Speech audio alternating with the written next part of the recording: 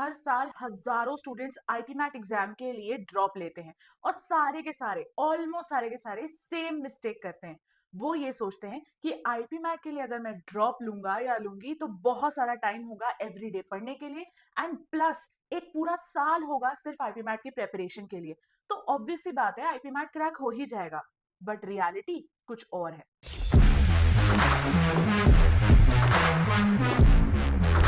सच ये है कि आईपी मैट में बेसिकली फेल होने वाले बच्चों से ज्यादा problematic situation IPMAT droppers की होती है जो फेल हो जाते हैं, क्योंकि उनके पास टाइम था, एक्सपीरियंस था, प्रीवियस अटेम्प्ट का लर्निंग था, उसके बाद भी रिजल्ट नहीं आया। और रीजन यूजुअली क्वांट वीक होना या इंग्लिश वीक होना या बेसिक इंटेलिजेंस की कमी कभी नहीं होता है। रीजन होता है कि वो पूरे साल को वेस्ट करते हैं फालतू की चीजों पे फोकस कर करके।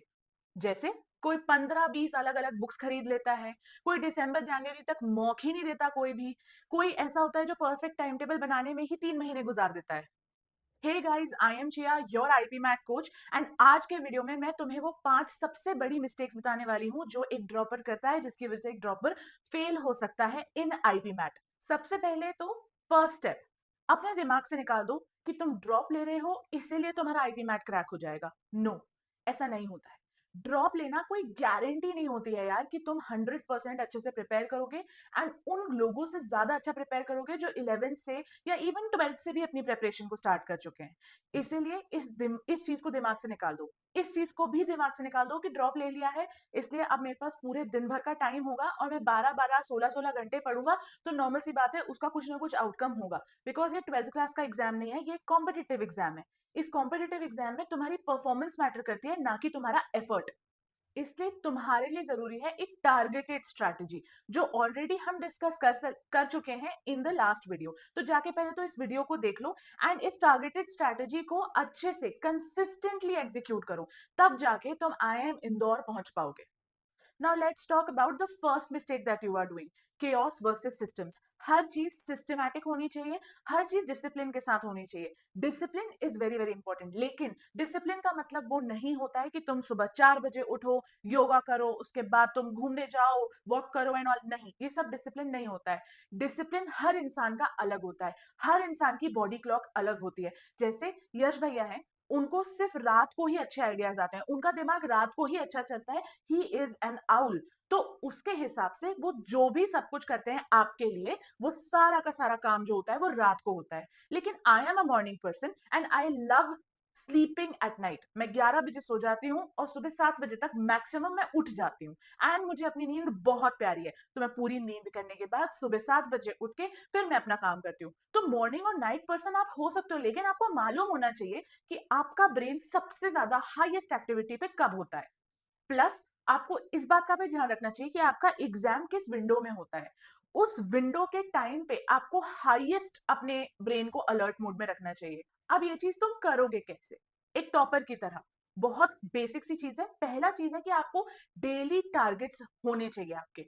आपको ये मालूम होना चाहिए कि मैं जितने भी घंटे पढूं, चाहे मैं 2 घंटे पढूं, चाहे मैं एक दिन में 8 घंटे पढूं, डजेंट मैटर। मेरा टारगेट ये है कि आज मुझे ये सारी चीजें कंप्लीट कर लेनी है या इस पर्टिकुलर अमाउंट ऑफ मार्क्स पे पहुंच जाना है मॉक देके। इस तरीके से करोगे तो सही रहेगा। सेकंड, वीकली टारगेट की बात करते हैं। आपको ये वीकली करना ही है। पहली बात तो आपने आज से भी प्रेपरेशन चालू की है, तो इसी संडे को अपना पहला मॉक दो एंड वो पहला मॉक जो है वो आपको लिंक इन डिस्क्रिप्शन में मिल जाएगा। वो पहला मॉक जो होना चाहिए वही सबसे बड़ा डिसिप्लिन है और वही आपको हेल्प करेगा वीकली टारगेट सेट करने में। क्योंकि आप जैसे ही वीकली टारगेट सेट करते हो तो वो हमेशा यही होना चाहिए कि आपके मॉक में कितने मार्क्स आ रहे हैं। आपके हर वीक को संडे को जो आप मॉक दे रहे हो उसमें इतने मार्क्स आने चाहिए, इतने मार्क्स आने चाहिए। इसी के बेसिस पे आपके डेली टारगेट्स होंगे। थर्ड इज मंथली गोल्स, कि आप मंथली क्या देखना चाहते हो। मंथली आप देखेंगे तो आप 4 मॉक्स ले रहे हैं। इन 4 मॉक्स में आप किस तरीके की ग्रोथ देखना चाहते हैं एंड किस फ्रंट में ग्रोथ देखना चाहते हैं। क्या आप चाहते हो कि आपके शॉर्ट आंसर टाइप क्वेश्चंस में ज्यादा अच्छे मार्क्स आए, या आप अभी प्रेजेंटली चाहते हो कि मैं इंग्लिश इतना अच्छा कर लूं कि थोड़े समय में मुझे इंग्लिश में ज्यादा कुछ करना ना पड़े, मैं सिर्फ प्रैक्टिस के बेसिस पे सब कुछ कर सकूं। तो आप इंग्लिश में ही ग्रोथ के बारे में सोचोगे। लेकिन आपको क्लैरिटी होनी चाहिए कि जब आप मॉक्स दे रहे हो, जब आप कुछ भी समझने की कोशिश कर रहे हो, तो आपका मंथली टारगेट क्या है। इस मंथ आप स्पीड को ज्यादा प्रायोरिटाइज करना चाहते हो कि एक्यूरेसी को प्रायोरिटाइज करना चाहते हो? आप इंग्लिश को प्रायोरिटाइज करना चाहते हो कि आप क्वांट्स को प्रायोरिटाइज करना चाहते हो? ये सारी चीजें टारगेटेड होनी चाहिए। And last is mock schedule. जैसा कि मैंने आपको बोला, अभी यू शुड स्टार्ट विद हफ्ते का एक मॉक फॉर श्योर। एंड अगर मॉक शेड्यूल नहीं है तो आपके लिए बहुत प्रॉब्लम हो जाएगी। Moving on to the next mistake, which is resources hoarding versus depth mastery. अगर आप रिसोर्सेज बहुत सारे कलेक्ट कर ले रहे हो, इधर से पीडीएफ, उधर से पीडीएफ, टेलीग्राम से मल्टीपल पीडीएफ डाउनलोड करके रखिए, लेकिन उनकी कभी चेहरा नहीं देखा है खोल के, पढ़ने का मूड ही नहीं करेगा। इतना सब कुछ है, आपको लगेगा ये मेरा टारगेट है, मुझे इतना सब कुछ पढ़ के खत्म करना पड़ेगा तब मैं जाके आईपी मैट एग्जाम क्रैक कर पाऊंगा। लेकिन वो सच्चाई नहीं होती है। सच्चाई ये होती है कि तुम 4 या 5 बेसिक्स की जो बहुत मैंडेटरी बुक्स एंड रिसोर्सेज होते हैं, जैसे कि इस वीडियो में क्लियरली आपको बताए हुए हैं, इन बुक्स एंड रिसोर्सेज को यूज करके आराम से पूरा का पूरा सिलेबस कैरी कर सकते हो। उसके बाद कोई प्रॉब्लम नहीं है। एक बार तुम्हारा सिलेबस कंप्लीट हो गया है, एक बार तुमको सब कुछ समझ में आ गया है, उसके बाद अगर तुम्हें बाकी रिसोर्सेज को भी चेक करना है कि उनसे कुछ नया समझ में आ जाएगा, कुछ नया पढ़ने को मिलेगा, तो कर लो चेक। लेकिन पहले अपना सब कुछ कंप्लीट कर लो, उसके बाद इस टाइप का गैम्बल खेलना। कोई जरूरत नहीं है 10, 15, 20 बुक्स की।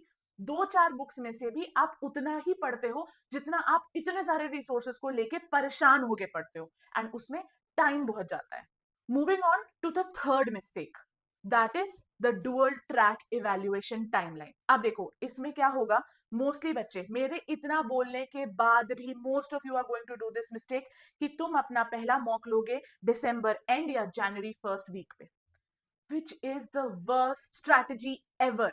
पता है क्यों? क्योंकि मॉक में जो क्वेश्चंस आते हैं, सेक्शनल्स में जो क्वेश्चंस आते हैं, पीवाईक्यूज इवन में जो क्वेश्चंस आते हैं, वो सारे बहुत डिफरेंट होते हैं। कई बार ऐसा होता है कुछ मॉक्स बहुत ही डिफिकल्ट होते हैं, एंड कई बार ऐसा होता है कुछ मॉक्स बहुत ही इजी होते हैं।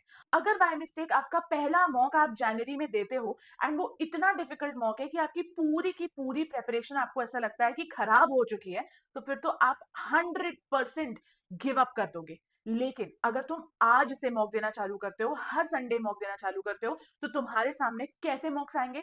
फ्लॉड मॉक्स आएंगे जिसमें बहुत गलतियां होंगी। तुम्हारे सामने आएंगे बहुत ही इजी मॉक्स, तुम्हारे सामने आएंगे बहुत ही डिफिकल्ट मॉक्स, तुम्हारे सामने आएंगे सरप्राइजिंग मॉक्स, तुम्हारे सामने बहुत सारे अलग अलग तरीके के मॉक्स आएंगे, जिसमें हो सकता है कि एक में इंग्लिश बहुत ज्यादा डिफिकल्ट आई हो, एक में क्वांट्स बहुत ज्यादा डिफिकल्ट आया हो। तो ऐसे करके तुम्हारे पास बहुत सारे मॉक्स से डील करने की एक बेसिक थॉट प्रोसेस होगी। अब बात करते हैं साइकोलॉजी ऑफ अ ड्रॉपर के बारे में। इसमें आप 100% इस तरीके की सिचुएशन में आ जाते हो कि आप अभी एकदम पंप हो जाते हो कि मेरे को इस साल पूरी मेहनत करके आईपी मैट निकालना है, लेकिन वो 2 महीने की बात होती है। 2 महीने में आप इतना ज्यादा मेहनत कर लेते हो कि एकदम पीक पे पहुंच जाते हो, और फिर उसके बाद आपका डाउनफॉल चालू हो जाता है। नहीं, हमें ये चीज नहीं करनी है। हमें कंसिस्टेंट एफर्ट्स करने हैं। जिन दिनों पे आप बिल्कुल ही डिमोटिवेटेड फील कर रहे हो, उन दिनों पे थोड़ा सा अपने आप को रिलैक्स होने देना है। फर्स्ट ऑफ ऑल, आप ऑलरेडी आईपी मैट एग्जाम लिख चुके हो, आपका एक्सपीरियंस कहता है ये चीज कि अननेसेसरीली अपने आप को परेशान करके, अपने आप को एंजाइटी में डाल के, अपने आप को अर्जेंसी वाली फीलिंग में लाके कुछ भी नहीं होने वाला है।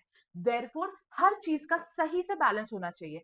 आई थिंक आपको एवरी डे ये सारी चीजें करनी चाहिए इन बैलेंस। पढ़ना चाहिए, सोना बहुत अच्छे से चाहिए, 7 से 8 घंटे आपको 100% सोना चाहिए, नहीं तो किसी भी इंसान का दिमाग खराब होता है, और उसके बाद पूरी की पूरी जितना भी आप मोटिवेटेड हो, पूरा डिस्ट्रैक्ट हो जाते हो और खत्म हो जाता है सब कुछ। इसलिए सोना बहुत जरूरी है। Most important thing is a good sleep. Third is exercise करना। आपको आधे घंटे से 1 घंटा एक्सरसाइज करनी चाहिए। वो कुछ भी एक्सरसाइज हो सकती है, जैसे मुझे डांस एक्सरसाइजेस पसंद है, मुझे एरोबिक्स पसंद है, कुछ लोगों को योगा पसंद होगा, यश भैया को जिम जाना पसंद है। तो ऐसे ही करके बहुत सारे लोग अलग अलग तरीके की चीजें करते हैं।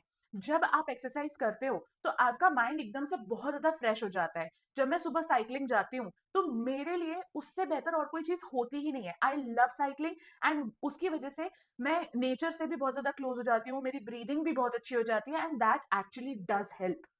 नेक्स्ट थिंग इज कि आपको रीडिंग करना बहुत जरूरी है। Reading is one of the greatest skills and उसके बेसिस पे आप बहुत थोड़ा सा एक ब्रेक भी ले सकते हो।